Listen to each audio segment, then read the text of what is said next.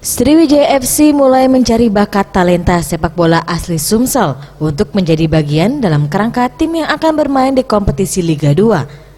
Sebanyak 775 peserta mengikuti proses seleksi yang bertempat di Stadion Bumi Sriwijaya. Penilaian dilakukan langsung oleh Kasar Tadi dan Ferry Rotinsulu yang melihat dan mencari pemain yang diinginkan.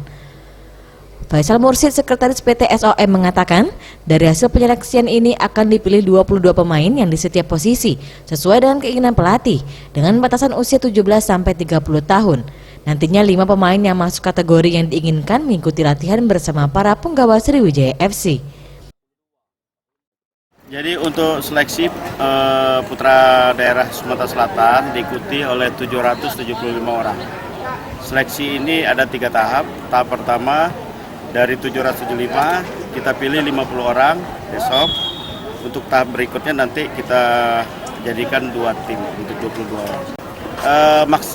Maksimal usianya ya minimal 17, maksimal 30 tahun.